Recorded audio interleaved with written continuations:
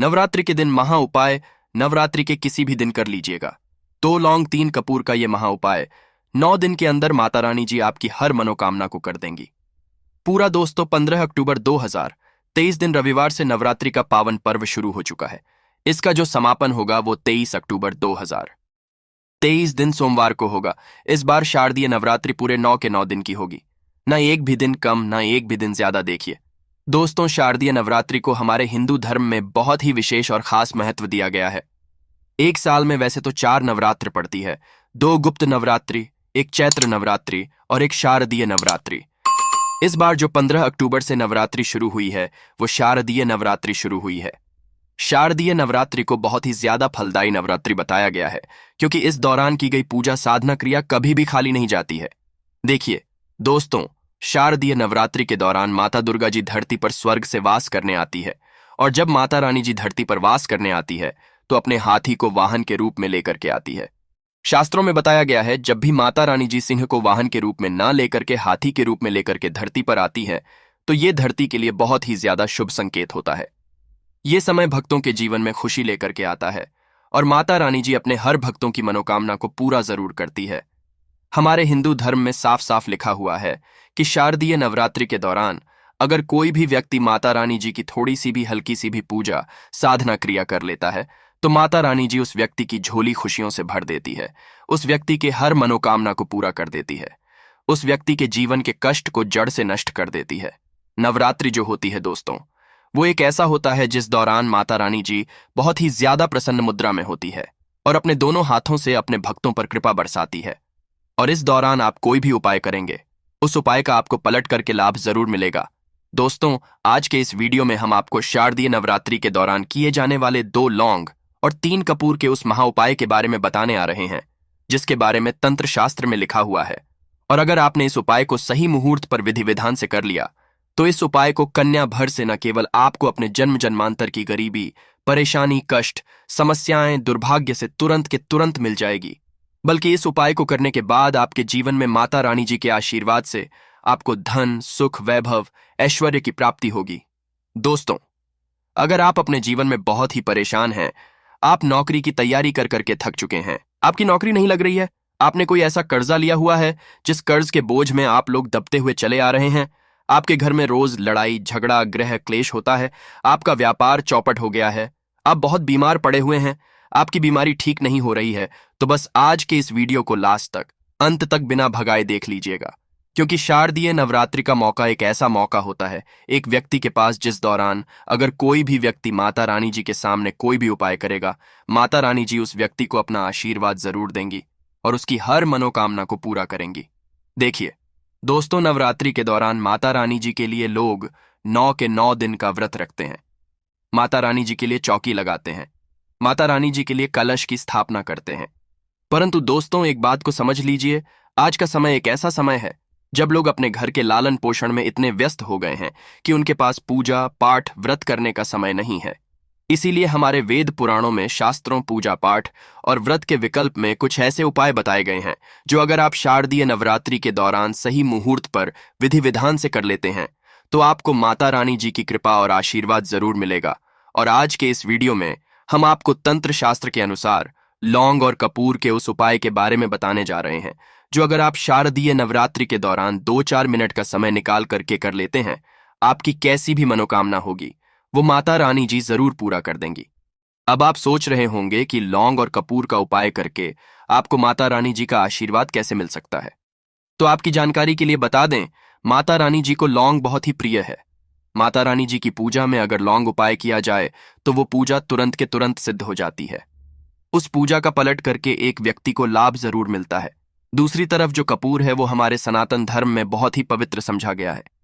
कपूर जलाकर के माता रानी जी हो गई, माता लक्ष्मी जी हो गई, इनकी पूजा को अगर शुरू किया जाए तो समझा जाता है एक व्यक्ति को पलट करके उस पूजा का लाभ जरूर मिलता है। और दोस्तों, अगर आपने शारदीय नवरात्रि के दौरान सिर्फ और सिर्फ 2 लौंग और 3 कपूर का वह उपाय कर लिया जो आज के इस वीडियो में हम आपको तंत्र शास्त्र के अनुसार बताने जा रहे हैं, तो मान के चलिए माता रानी जी की कृपा से आपके जीवन आपको धन, सुख, वैभव, ऐश्वर्य की तो प्राप्ति होगी ही होगी। आपकी कैसी भी मनोकामना होगी वो मनोकामना भी पूरी होगी। आपके घर की बरकत होगी, आपके घर की उन्नति होगी और आप अपने जीवन में बहुत ही उन्नति करेंगे, बहुत ही आगे जाएंगे। इसीलिए इस वीडियो को लास्ट तक, अंत तक बिना भगाए देखिएगा। और अगर आप चाहते हैं कि माता रानी जी की कृपा सदैव आप पे और आपके परिवार पर बनी रहे, माता रानी जी के आशीर्वाद से आप अपने जीवन में बहुत ही उन्नति करें, बहुत ही आगे जाएं, तो दोस्तों पूरी सच्ची श्रद्धा और पूरे विश्वास के साथ इस वीडियो को लाइक कर दीजिए और कमेंट बॉक्स में जाकर के तुरंत लिख दीजिए जय माता दी, जय माता रानी जी की ओर काम कीजिएगा। कमेंट बॉक्स में अपनी राशि भी डाल दीजिएगा। आपकी राशि के अनुसार कोई भी ऐसा उपाय होगा जो आप इस शारदीय नवरात्रि के दौरान करके लाभ पा सकते हैं, वो आके हम आपके कमेंट के रिप्लाई में बता देंगे। परंतु आपसे निवेदन था, वीडियो लाइक करना मत भूलिएगा। देखिए दोस्तों, लौंग और कपूर का उपाय जो आपको शारदीय नवरात्रि के दौरान करना है, वो आप दूसरे दिन, तीसरे दिन, चौथे दिन, पांचवें दिन, किसी भी दिन शुरू कर सकते हैं। बस इन उपायों को करने की शर्त यह होती है कि इन उपायों को आपको सही मुहूर्त पर विधि विधान से करना होता है। और इन उपायों को अगर आपने विधि विधान से सही मुहूर्त पर कर लिया तो इन उपाय को आपको करके लाभ जरूर मिलेगा। इसीलिए हर उपाय के बारे में कहीं पर लिख लीजिए। और अभी तक आपने वीडियो को लाइक नहीं किया है, वीडियो को लाइक करके कमेंट बॉक्स में जय माता दी लिखना मत भूलिएगा। सबसे पहला उपाय जो हम आपको बताने आ रहे हैं वो है घर की बरकत का महा उपाय। एक का जरा ध्यान रखिएगा दोस्तों, आप कितनी ही मेहनत कर लें, कितना ही परिश्रम कर लें, अगर आपके घर पर नकारात्मक शक्तियों का वास है, आपके घर की बरकत और उन्नति कभी भी नहीं हो सकती है। आपका घर कभी भी आगे नहीं बढ़ सकता है। परंतु शारदीय नवरात्रि के दौरान अगर आपने लौंग और कपूर का वह उपाय कर लिया जो आपको हम बताने आ रहे हैं, तो मान के चलिए सदैव जी की कृपा आपके घर पर बनी रहेगी। आपके घर पर सकारात्मक ऊर्जा का वास होगा और जिस घर पर भी सकारात्मक ऊर्जा का वास होता है उस घर की बरकत होती है, उस घर की उन्नति होती है, उस घर के प्रत्येक सदस्य अपने जीवन में बहुत ही सफलता देखते हैं। बहुत आसान सा उपाय है और ये नवरात्रि के आप दूसरे दिन, तीसरे दिन, किसी भी दिन उपाय शुरू कीजिएगा और नवरात्रि जब तक खत्म नहीं हो रही है तब तक ये उपाय करते रहिएगा। बहुत आसान सा उपाय। आपको क्या करना है, देखिए, आपको ये उपाय नवरात्रि के दिन किसी भी सूर्यास्त से शुरू करना है।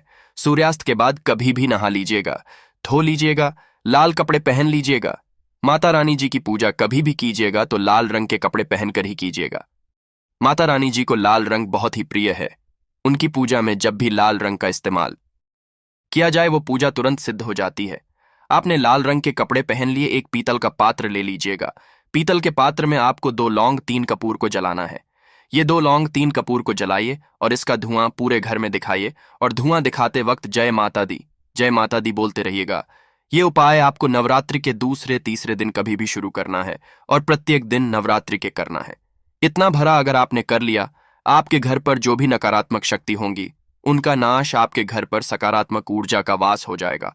और जिस घर पर भी सकारात्मक ऊर्जा का वास होता है उस घर की बरकत होती है, उस घर की उन्नति होती है। दूसरा उपाय जो हम आपको बताने आ रहे हैं दोस्तों, वो एक ऐसा उपाय है जिससे आपको आपकी बीमारी से मुक्ति मिल जाएगी।